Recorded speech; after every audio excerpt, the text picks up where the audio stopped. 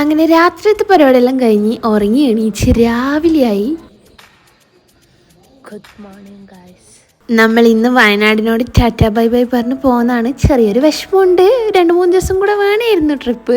സാരില്ല, അടുത്ത പ്രാവശ്യം സെറ്റാക്കാം. അപ്പം നമ്മൾ രാവിലെ തന്നെ എല്ലാവരും കൂടെ നടക്കാൻ ഇറങ്ങി. പിന്നെ നമ്മൾ തിരിച്ച് റൂമിലെത്തി റെഡിയായി. ഇതാണ് എൻ്റെ ഔട്ട്ഫിറ്റ് ഓഫ് ദി ഡേ. രസമുണ്ടോ? പിന്നെ നേരെ താഴെ വന്ന് ബ്രേക്ക്ഫാസ്റ്റ് കഴിച്ചു. ബ്രേക്ക്ഫാസ്റ്റിന് പുട്ടും ചിക്കൻ കറിയും കടലക്കറിയും ഉണ്ടായിരുന്നു. ഞാൻ പുട്ടും ചിക്കൻ കറി കഴിച്ച. പിന്നെ നമ്മൾ വില്ലേനോട് ബൈ ബൈ പറഞ്ഞ് ബസ്സിൽ കയറി.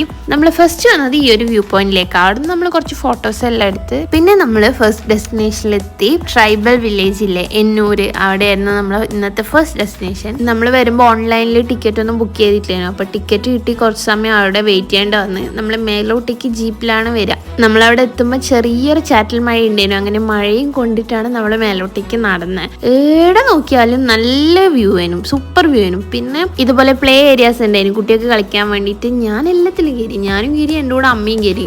ദാ റെഡ് ഡ്രസ് ഇട്ടിട്ട് പോകുന്നതാണ് എൻ്റെ അമ്മ. പിന്നെ നമ്മൾ അവരുടെ ആർട്ട് ഫോംസ് ഒക്കെ കണ്ടു.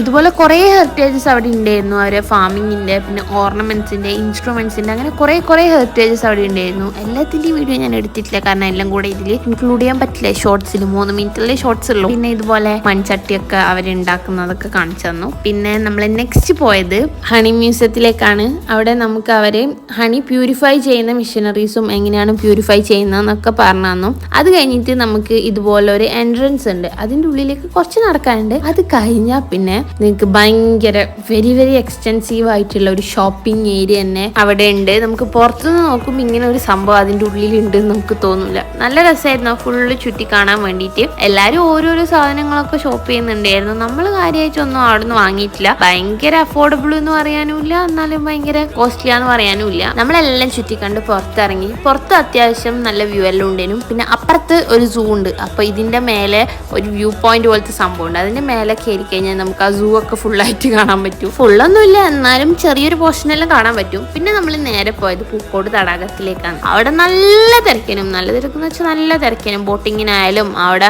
ഉള്ളിൽ ചുറ്റി കാണാൻ വേണ്ടിയിട്ടായാലും ഷോപ്പിംഗ് ഏരിയയിലായാലും എല്ലാം ഭയങ്കര തിരക്കേനും. പിന്നെ നമ്മൾ പുറത്തിറങ്ങിയിട്ട് ഞാനും അമ്മയും കോണും പിന്നെ അച്ഛനൊരു ചൂട് ചായയും കുടിച്ച് പിന്നെ നമ്മൾ ഏതൂനൊരു ബോൾ വാങ്ങാൻ വേണ്ടി ഇറങ്ങി. അങ്ങനെ നമ്മളൊരു ബോൾ വാങ്ങി. ബാക്കി എല്ലാവരും ഗെയിംസ് കളിക്കാൻ വേണ്ടി പോയിനേനും. പിന്നെ ഇതെല്ലാം കഴിഞ്ഞ് നമ്മൾ ഇവിടുന്ന് ഇറങ്ങി നേരെ പോയത് ഒരു തേയിലത്തോട്ടത്തിലേക്ക്. അവിടെ എത്തി നമ്മൾ കുറേ ഫോട്ടോസും വീഡിയോസും എല്ലാം എടുത്ത് അവിടെ നിന്ന് ഇറങ്ങി നേരെ ചായ കുടിക്കാൻ പോയി. ഞാൻ നല്ല ചൂട് ചായയും ഇലയടിയും കഴിച്ച് പിന്നെ നമ്മൾ നേരെ ഡിന്നർ കഴിക്കാൻ പോയി. അപ്പം നമ്മളെ വയനാട്ടിലെ വിശേഷങ്ങൾ ഇവിടെ തീർന്നിരിക്കുകയാണ്. സങ്കടമുണ്ട്, എന്നാലും അടുത്ത വീഡിയോസായിട്ട് ഞാൻ പിന്നെ വരാം. അപ്പോൾ ഓക്കെ, ബൈ, സീ യു.